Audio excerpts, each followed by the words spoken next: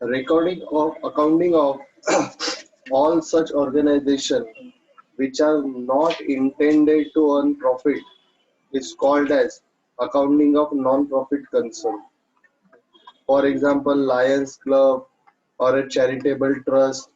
You must have seen many charitable organization who runs this OPD, that is doctors, or you must have seen some charitable organization who give donation for education purpose or supply study material for education purpose, right?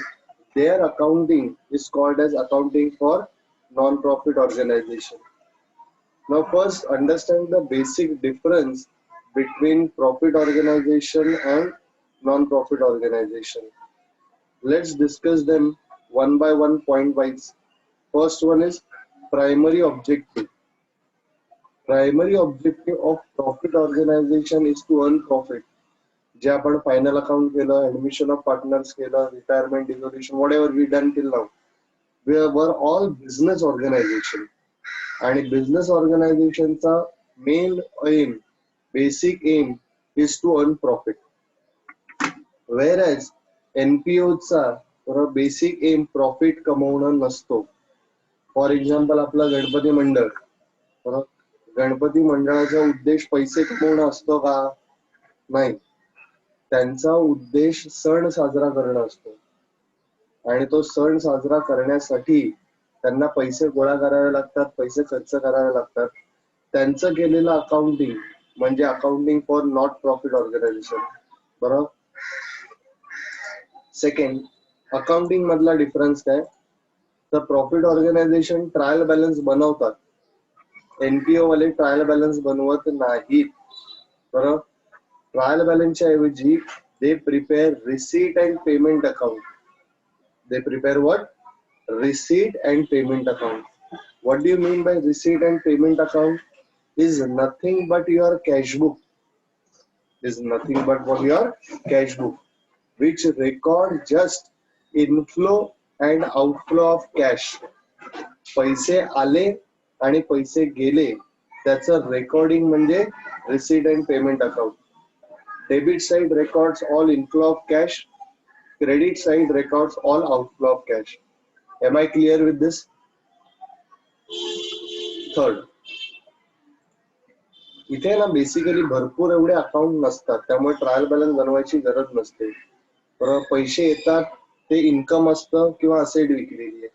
पैसे जातात ते एक तर खर्च तरी असतं किंवा liability तरी पे ऑफ केलेली आहे किंवा असेट तरी घेतलेली आहे. So there are no multiple accounts. That's why NPO doesn't prepare trial balance. Third, accounting statement म्हणजे फायनल अकाउंट ज्यावेळी आपण करतो त्यावेळी प्रॉफिट ऑर्गनायझेशन या 3 गोष्टी बनवतात. First, trading account, right, which records inflow and outflow of goods. Second, right, P&L account, right, P&L account records all income and expenses.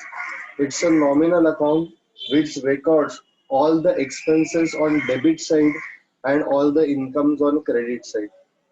The difference between P&L account is what are net profit or net loss. Then we prepare balance sheet. Then we prepare what? Balance sheet, a list of assets and liabilities as on given date. Right? त्या दिवशी आपल्याकडे किती रुपयाच्या assets आहेत, किती रुपयाच्या liabilities आहेत ते दाखवणारं स्टेटमेंट म्हणजे बॅलन्स शीट. आता जे आपण एनपीओ करतो बरोबर, त्या एनपीओ मध्ये ते काय खरेदी विक्री करतच नाहीत बरोबर, त्यामुळे त्यांच्यासाठी ट्रेडिंग अकाउंट येणारच नाही बरोबर. Second, PNL account. पीएनएल अकाउंटच्या ऐवजी ते लोक बनवतात income and expenditure account. Instead of P&L account, they prepare what? Income and expenditure account. Both are same. This is also nominal account. This is also nominal account, right? It also records all the expenses on debit side and all the income on credit side. So why don't we write P&L account only? Why do we write income and expenditure account? Because P&L account मध्ये आपलं intention clear आहे, profit झालाय की नाही find out करायचं. इथे तसं नाही, आपल्याला प्रॉफिटच होईल असं सांगता येत नाही. our income might be more than our expenditure, sometimes our expenditure might be more than our income. So here intention is not to find out profit and loss, but to compare income and expenditure. That's why it is called as income and expenditure account. Is that clear? इथे ज्यावेळी आपल्याला profit होतो, इथे ज्यावेळी आपलं income जास्त असतं expenditure पेक्षा, इथे ज्यावेळी एनपीओ मध्ये इन्कम ज्यावेळी जास्त असतं एक्सपेंडिचर पेक्षा, that means normally we call it as profit, but here objective is not to earn profit, that's why we call it as a surplus. We have in surplus income over expenditure. And where reverse things happen, when expenditure is more than income, in that case we say it's a deficit. ज्याला आपण इथे loss म्हणतो त्याला इथे आपण deficit म्हणणार, ज्याला इथे आपण प्रॉफिट म्हणतो त्याला इथे आपण सरप्लस असं म्हणणार. आणि तिसरं स्टेटमेंट बनवावं लागतं ते म्हणजे बॅलन्स शीट. परत सेम लाईक दिस, असेट राईट हँड साईडला, लायबिलिटीज लेफ्ट हँड साईडला. And at the end this balance sheet should tally. At the end this balance sheet should tally. Is that clear? Net result, इथे आपला net result आहे profit किंवा loss, इथे त्याला म्हणणार surplus किंवा डेफिसिट. जेव्हा माझं इन्कम जास्त असेल तेव्हा त्याला म्हणणार सरप्लस, आणि जिथे माझा खर्च जास्त असेल त्याला म्हणणार डेफिसिट. ओके. शेवटचं ओनर्स फंड और कॅपिटल फंड. इथे जर आपला प्रॉफिट जास्त असेल बरोबर, किंवा माझ्या असेट जास्त असतील लायबिलिटीज पेक्षा, तर तो डिफरन्स त्याला म्हणणार कॅपिटल. जो डिफरन्स काय म्हणणार त्याला कॅपिटल. आपण 11वीला बघितलंय कॅपिटलची मिनिंग काय बरोबर, excess of assets over liabilities. All assets minus all liabilities minus करणार डिफरन्स आहे माझा कॅपिटल. आणि इकडे घेताना आपण काय म्हणणार कॅपिटल फंड. डिफरन्सला काय म्हणणार असेट मायनस लायबिलिटी करून जे आलं उत्तर त्याला म्हणणार capital fund. This is an amount invested by owner. This means an amount invested by owner in the business. Next,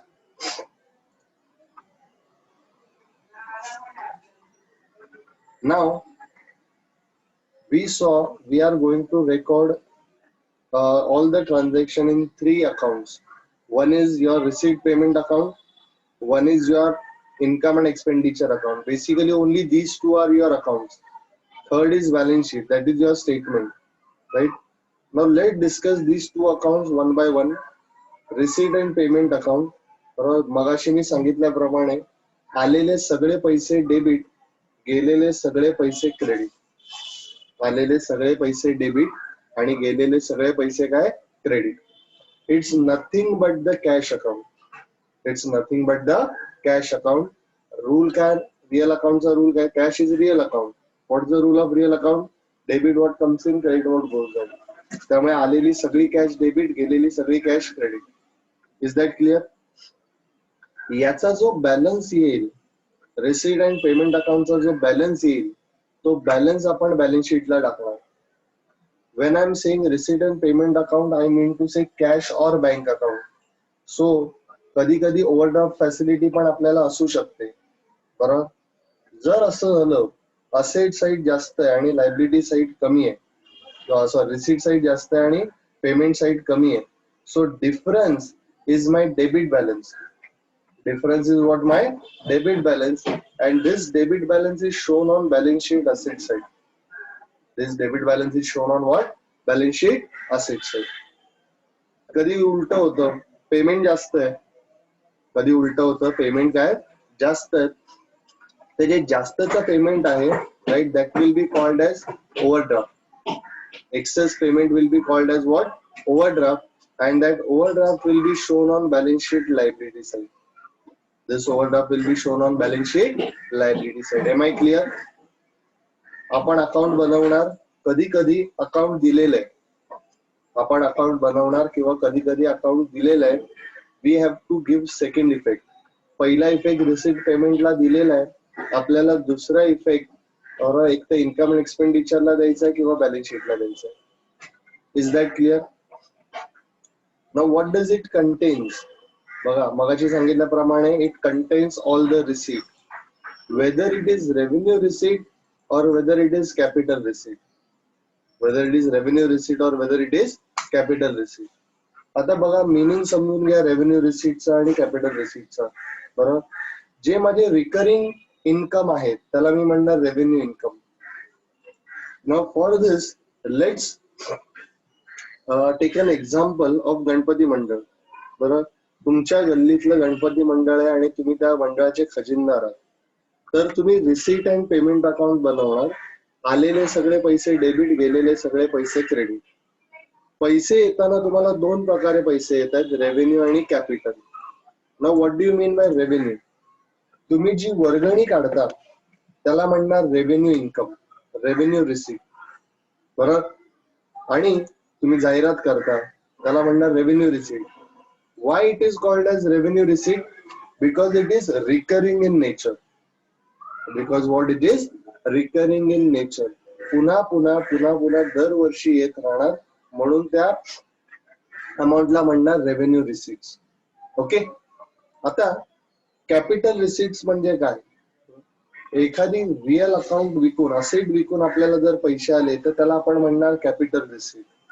उदाहरणार्थ आपल्या मंडळाचं काही सामान होतं, बरोबर, उदाहरणार्थ सेट वगैरे होता किंवा ट्रॉली वगैरे होती, ती विकली आपण, त्याचे पैसे आले, that will be termed as capital receipt. That will be termed as what? Capital receipt. किंवा आपण मंडळाने कोणाकडनं तरी लोन घेतलं, बँकेकडनं घेतलं म्हणा किंवा अजून कोणाकडनं तरी घेतलं, तर त्याला म्हणणार capital receipt. Whether it is revenue receipt, whether it is capital receipt, it will be debited to receipt and payment account. It will be what? Debited to receipt payment account. पैसे आले म्हणून दाखवायचे. आता पैसे येताना आपल्याला, बरोबर, रेव्हेन्यू रिसीट मध्ये आपण एखादं एक्झाम्पल बघूया, वर्गणी. एक्झाम्पल बघूया वर्गणी. तुम्ही एखाद्याकडे गेलात, बरोबर, आणि त्याच्याकडनं या वर्षाची वर्गणी घेतली. So this is our income, money comes in, so it is debited to receipt payment account. It is debited to what? Receipt and payment account. Is that clear? हा पहिला इफेक्ट, हा पहिला इफेक्ट रिसीट अँड पेमेंटला जाणार म्हणजे पहिला effect. Second effect of this will be shown as my income. Second effect of this will be shown as my income and it will be recorded on income and expenditure account credit side. It will be recorded on what? Income and expenditure account credit side, like P&L account. हा माझा profit आहे, income आहे, म्हणून माझं P&L अकाउंटच्या क्रेडिटला, इथे P&L अकाउंटला म्हणतात income and expenditure. समजलं का? कोणाला काही डाऊट? चला आता दुसरं एक्झाम्पल बघा, नेक्स्ट इयरचं इन्कम. आता समजा तुम्हाला कोणीतरी पुढच्या वर्षीची वर्गणी दिली, तर तुम्ही काय करणार? घेणार की नाही घेणार? जर तुम्हाला नेक्स्ट इयर वर्गणी दिली तर घेणार की नाही घेणार? कन्फर्म घेणार. पैसे आले म्हणून कॅश अकाउंट डेबिट, म्हणजे receipt and payment account debit. पैसे आले म्हणून cash account debit. But the second effect of this will not be treated as my income, कारण ते या वर्षाचं इन्कम नाही. राईट? पैसे आले, घेतले आपण म्हणून receipt payment account debit, but this is not our current year income. That's why it will not be credited to income and expenditure account. Rather it will be shown as liability. त्याचा second effect देणार balance शीटच्या लायबिलिटीला. त्याचा second effect कुठे देणार? Balance शीटच्या लायबिलिटीला. का? कारण पैसे घेतलेत, त्याला सर्व्हिस द्यायची आहे. पैसे घेतलेत, आपल्याला सण साजरा करायचा आहे, लोकांचे पैसे दे, तर आपल्यासाठी लायबिलिटी आहे, म्हणून बॅलन्स शीटच्या लायबिलिटीला. एम आय क्लिअर विथ दिस? कधी कधी होतं एखाद्याचं प्रिव्हियस इयरचे पैसे येतात, म्हणजे मागच्या वर्षी बाकी आहे, बरोबर, मागच्या वर्षीचे पैसे या वर्षी आले. आता जर त्याच्याकडनं मागच्या वर्षीचे पैसे आले तर पहिला इफेक्ट पैसे आले म्हणून रिसीट अँड पेमेंटच्या डेबिटला. पैसे आले म्हणून रिसीट अँड पेमेंटच्या डेबिटला. सेकंड इफेक्ट, हा माणूस ज्याच्याकडनं पैसे यायचे होते तो आपला गेल्या वर्षी डेटर म्हणून दिसणार, त्याचे गेल्या वर्षीचे पैसे यायचे बाकी होते, तो डेटर असणार म्हणून बॅलन्स शीटच्या असेट साईडला तो दिसत असणार. मग डेटर कडनं पैसे आले म्हणून ते डेटर मधनं मायनस होणार. ते या वर्षी आले म्हणून या वर्षाचं इन्कम नाही, ते गेल्या वर्षाचं इन्कम आहे. ते गेल्या वर्षी इन्कम म्हणून दाखवलं इन्कम आणि एक्सपेंडिचरला, तो या वर्षी आपला डेटर आहे. मग डेटर कडनं पैसे आले म्हणून डेटर मधनं मायनस. सो आलेले सगळे पैसे इकडे, भले ते या वर्षीचे असू दे, भले ते मागच्या वर्षीचे असू दे, भले ते पुढच्या वर्षीचे असू दे, पैसे ज्यावेळी येणार त्या पहिला इफेक्ट, प्रत्येक ट्रान्झॅक्शनचे 2 इफेक्ट.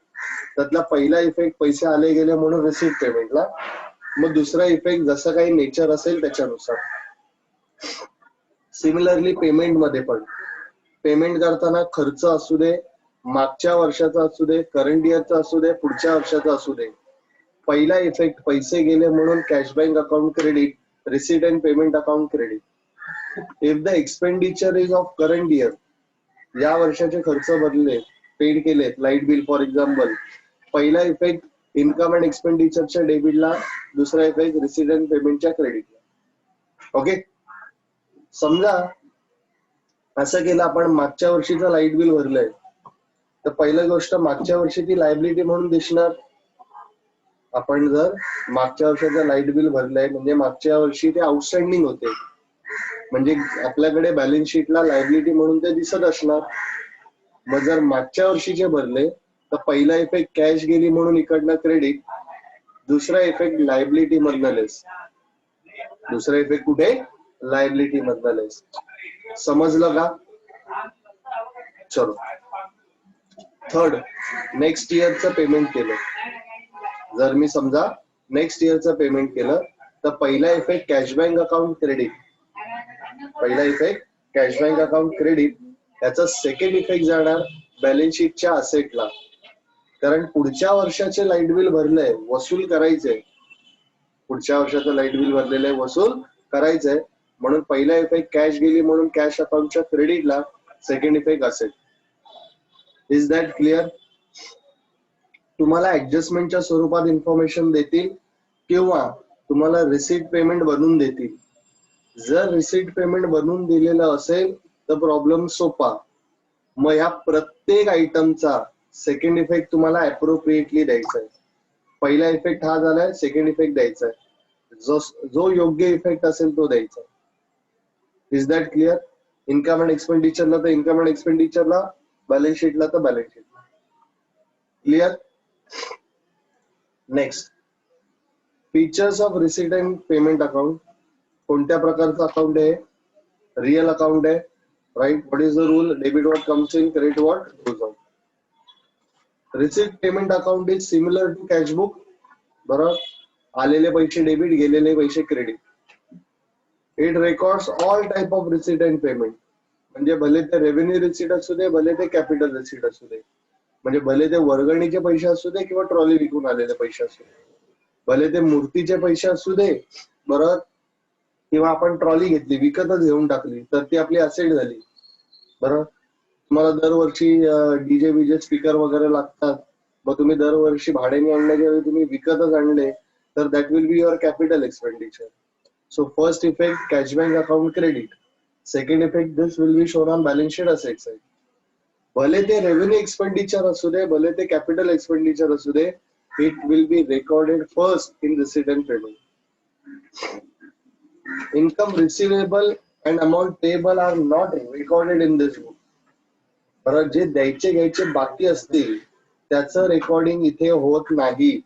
इथे फक्त आणि फक्त ऍक्च्युअल आलेले, ऍक्च्युअल गेलेलेच पैसे रेकॉर्ड होणार. ओके, आता इथे एक्झाम्पल दिलंय पुढे. टाइप्स ऑफ रिसीट, 2 प्रकारच्या रिसीट असतात, कॅपिटल रिसीट आणि रेव्हेन्यू रिसीट. कॅपिटल रिसीटचं एक्झाम्पल दिलंय बघा. All such receipt which are non recurring in nature, दरवर्षी येत नाही, and not forming a part of regular flow of income of a concern.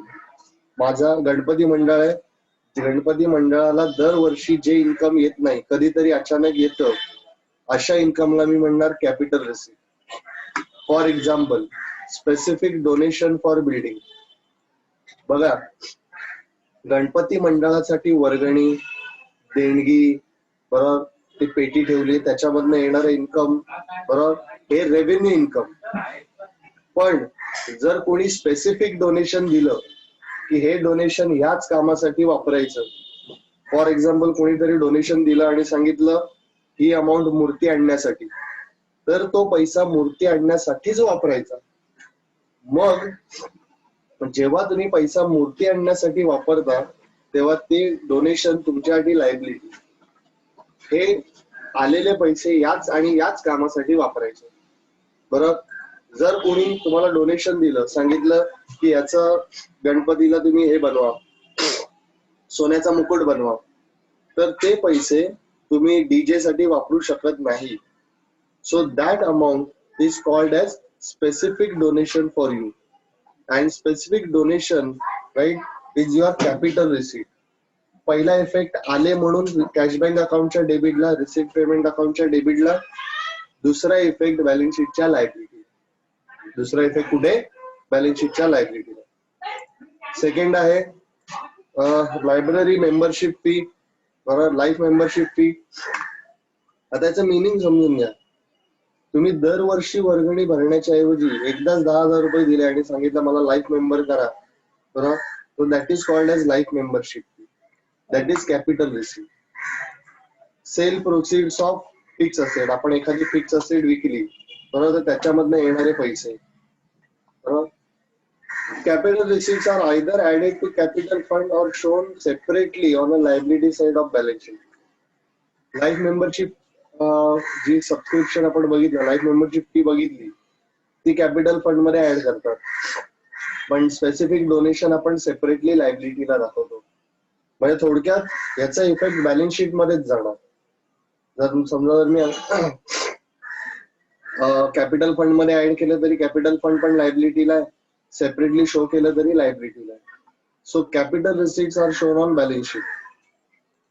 Revenue receipt म्हणजे दरवर्षी येणारं इन्कम, वर्गणी आहे, जाहिरातीचा पैसा आहे, बरोबर. त्याच्यानंतर तुम्हाला कोणी रेग्युलर देणगी देणारी लोक आहेत, तर तुम्ही कुठेतरी इन्व्हेस्टमेंट केलेली आहे, त्या इन्व्हेस्टमेंटवर रेंट येतंय, इंटरेस्ट येतोय, ते तुमचं इन्कम आहे, बरोबर. लॉकर रेंट वगैरे आहे. तुम्ही सांगितलं लोकांना की बाबा आतमध्ये काही सामान घेऊन जायचं नाही, सगळं इथेच ठेवा, लॉकर मध्ये ठेवा, लॉकरचं 5 रुपये भाडे आहे. So that income, locker rent, that is going to recur every year. ते इन्कम तुम्हाला दरवर्षी येणार आहे. अशा इन्कमला आपण म्हणतो रेव्हेन्यू रिसीट, बरोबर. थोडक्यात आतापर्यंत आपण जे डिस्कस केलं त्याचे दोन प्रकार, रिसीटचे दोन प्रकार, revenue receipt, capital receipt. Revenue receipt is my income of a particular year. त्या वर्षाचं इन्कम आहे, ते इन्कम जाणार इन्कम अँड एक्सपेंडिचर अकाउंटच्या क्रेडिटला. पहिला इफेक्ट रिसीट अँड पेमेंटच्या डेबिटला, दुसरा इफेक्ट इन्कम अँड एक्सपेंडिचरच्या क्रेडिटला. जर तुमची रिसीट कॅपिटल रिसीट असेल तर फर्स्ट इफेक्ट रिसीट अँड पेमेंटच्या डेबिटला, दुसरा इफेक्ट बॅलन्स शीटच्या लायबिलिटीला. Is that clear? आता पेमेंटचे 3 प्रकार आहेत, कॅपिटल एक्सपेंडिचर, रेव्हेन्यू एक्सपेंडिचर आणि डिफर्ड रेव्हेन्यू एक्सपेंडिचर. आता कॅपिटल एक्सपेंडिचर म्हणजे काय?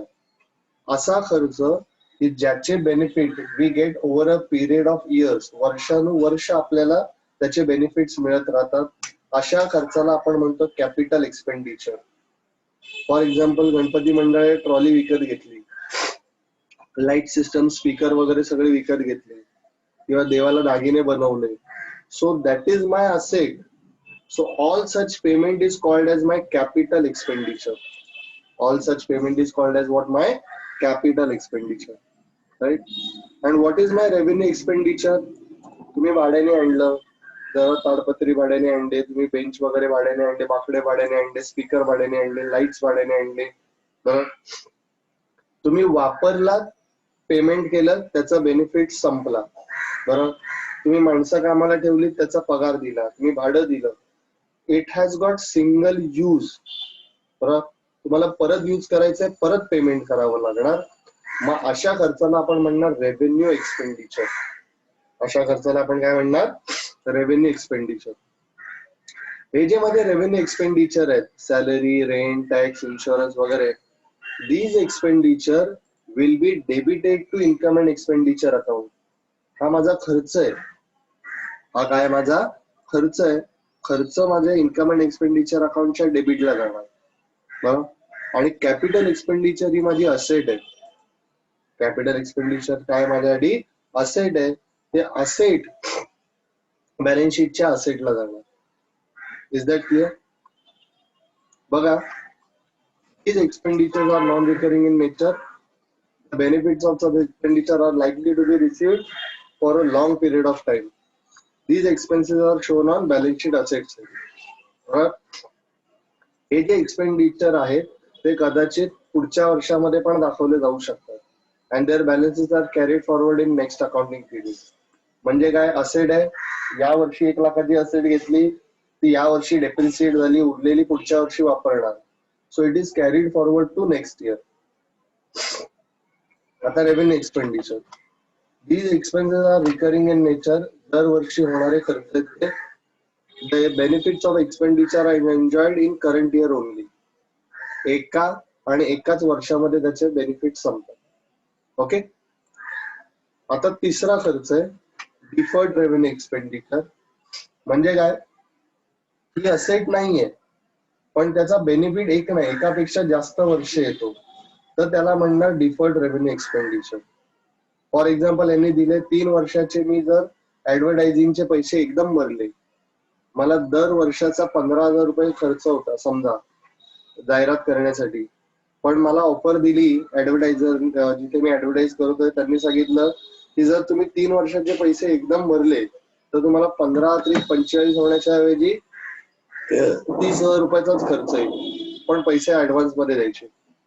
मग असे खर्च बरं, 3 वर्षाचे ऍडव्हर्टाइजमेंटचे खर्च की जे मला एकापेक्षा जास्त वर्ष बेनिफिट देतात पण ते असेट नाही, त्याला आपण म्हणतो deferred revenue expenditure. Deferred revenue expenditure is actually revenue expenditure, but such expenditure is incurred for receiving benefit more than a year. For example, त्यांनी ते दिलं advertisement expenditure paid 30,000 for 3 years. In such case, 1/3 of 30,000, that is 10,000, is of current year. It should be debited to P&L, and 2/3 amount 20,000 will be shown on balance sheet asset side. Is that clear? बघा, हे receipt payment मध्ये काय काय असतं. हे cash bank अकाउंटचं opening balance असतील, तर हे आलेले पैसे सगळे हे गेलेले पैसे. त्याच्यामध्ये आपण जेव्हा ऍक्च्युअली करू त्यावेळी बघूया. नंतर हे बघा, इन्कम अँड एक्सपेंडिचर अकाउंट. दुसरा अकाउंट कोणतं आहे? Income and expenditure account. It's your P&L account. बघा, P&L अकाउंटच्या डेबिट साइडला सगळे खर्च आहेत.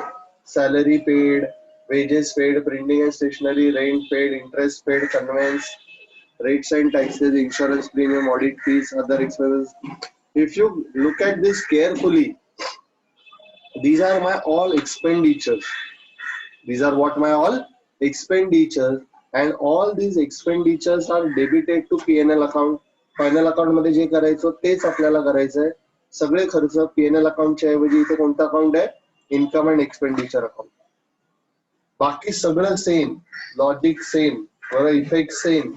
या वर्षीचे खर्च आउटस्टँडिंग असतील तर खर्चामध्ये ऍड, प्रीपेड असतील तर खर्चामधनं less. First effect same, second effect balance शीटला same adjustment, no different. Just the name is different. Instead of P&L account we are writing income and expenditure account. बाकी logic is same. Income credit. Income मध्ये बघा काय, subscription म्हणजे वर्गणी receive. बरोबर, first is income receive. बरोबर, current इयरचं income असेल तर ऍड करणार, नेक्स्ट इयरचं इन्कम असेल तर लेस करणार, वगैरे वगैरे. Rent received, interest received, dividend received, Grant received, government Grant received, वगैरे वगैरे. हे सगळे इन्कम आहेत. हे क्रेडिट. बघा, आपल्याकडचे ज्या गव्हर्नमेंट स्कूल आहेत, बरोबर, त्या गव्हर्नमेंट स्कूल चालवताना मुलांकडनं फी फार कमी घेतात, 5 रुपये 10 रुपये वगैरे अशी फी. जर तुम्ही बघाल तर तुमची वर्षाची फी सगळी 1,000 रुपयाच्या आतली होती शाळेत. बरोबर. का असं व्हायचं? कारण गव्हर्नमेंट बाकीचा पैसा देतं. शाळा चालवण्यासाठी जो काही खर्च येतो त्यातला फार कमी पैसा मुलांकडनं फीच्या स्वरूपात घेतला जातो आणि बाकीचे पैसे गव्हर्नमेंट पुरवते. तुमच्या सगळ्या शिक्षकांचा खर्च, पगाराचा खर्च कोण देतं? गव्हर्नमेंट देतं. त्यामुळे शाळेसाठी government grant is an income. जेव्हा गव्हर्नमेंट तुम्हाला शाळा चालवण्यासाठी पैसा देते तेव्हा ते तुमचं जनरल इन्कम. पण जेव्हा शाळा म्हणते की हे घ्या तुम्ही पैसे, तुमची बिल्डिंग रिपेअर करा किंवा नवीन बिल्डिंग बांधा, त्याच्यासाठी जो पैसा दिला जातो त्याला म्हणणार कॅपिटल रिसीट. मग ते स्पेसिफिक ग्रांट, मग ते इन्कम म्हणून न दाखवता ते बॅलन्स शीटच्या लायबिलिटीला दाखवणार. Understood the difference? Ground rent, शाळेला ग्राउंड आहे, ते ग्राउंड त्यांनी भाड्याने दिलं, बरोबर, पार्किंगसाठी म्हणा किंवा शाळाच्या नंतर सुट्टीमध्ये आंबेवाल्यांना दिलंय म्हणा किंवा लग्न समारंभासाठी दिलंय, ते इन्कम शाळेसाठी income. And since it is an income, it will be shown as income and expenditure account. Okay. Entrance fee, admission fee, donation, general donation received, बरोबर. तुम्हाला देणगीदारांनी देणगी दिली गणपती मंडळाला, जनरल डोनेशन. आरतीच्या थाळीत टाकलेले पैसे, पेटीत टाकलेले पैसे, त्याला म्हणतात जनरल डोनेशन. बरं, हे इन्कम आहे. पण तेच जर कोणी आला आणि म्हणाला ही घ्या पावती पाडा, बरं, सोन्याच्या मुकुटासाठी दिलेले पैसे जनरल नाही, मग ते specific donation. So it will be treated as liability. Is that clear? सगळं आपण कम्पेअर करणार. जर क्रेडिट साईड मोठी असेल, इन्कम जास्त असेल आणि खर्च कमी असतील, तर त्याला डिफरन्सला आपण नेट प्रॉफिट न म्हणता काय म्हणणार? सरप्लस. काय म्हणणार त्याला? सरप्लस. आणि जर उलट आलं, डेबिट साईड जास्त असेल आणि क्रेडिट साईड कमी असेल, तर त्याला नेट लॉस न म्हणता काय म्हणणार? डेफिसिट. थोडक्यात लक्षात ठेवा, surplus means profit, deficit means loss.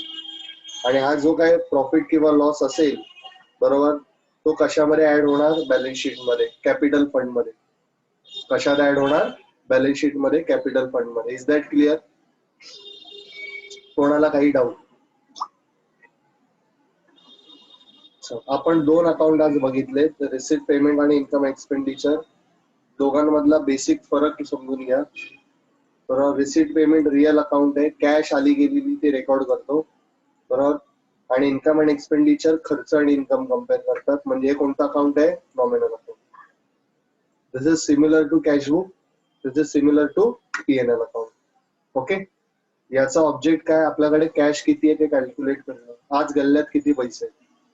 याचा ऑब्जेक्टिव्ह काय आहे? प्रॉफिट झाला की लॉस झाला. ओके. ओपनिंग बॅलन्स, इथे ओपनिंग बॅलन्स असू शकतो, गेल्या वर्षी उरलेली कॅश असू शकते. ओपनिंग बॅलन्स पण असू शकतो, म्हणजे पैसे जमा पण असू शकतात, ओव्हरड्राफ्ट पण असू शकतो. पण इथे ओपनिंग बॅलन्स नसतो. आपण हे दरवर्षी त्या त्या वर्षाचा इन्कम आणि त्या त्या वर्षाचा खर्च कम्पेअर करतो. इकडे क्लोजिंग बॅलन्स, दोन क्लोजिंग बॅलन्स येऊ शकतात, पैसे जमा आहेत किंवा पैसे द्यायचे, म्हणजे बँक बॅलन्स आहे किंवा बँक ओव्हरड्राफ्ट आहे. इकडे सरप्लस किंवा डेफिसिट. इन्कम जास्त आलं तर सरप्लस, खर्च जास्त आले तर deficit. Okay. Non cash item इथे रेकॉर्ड केले जात नाही, इथे रेकॉर्ड केले जातात. म्हणजे आउटस्टँडिंग असेल तरी इथे घेतलं जातं. डेप्रिसिएशन, बॅड डेट इथे घेतले जातात, इकडे घेतले जात नाही. ओके. आणि मग नंतर शेवटचं बॅलन्स शीट. ते बॅलन्स शीट काय तुम्हाला सांगायची गरज नाही, बरोबर. बॅलन्स शीटच्या राईट हँड साईडला सगळ्या असेट्स, लेफ्ट हँड साईडला सगळ्या liabilities. Okay. So what will do is will stop here today. उद्या पण संवादाला आपण सुरुवात करूया. उद्यापासून आपण ऍडजस्टमेंट करायला सुरुवात करूया. Is that clear? हे जे आज आपण एक्सप्लेन केले, पान नंबर 63 पासून 73 पर्यंत, हे वाचून घ्या आणि मग या उद्या. ओके. कोणाला काही विचारायचं असेल तर विचारू.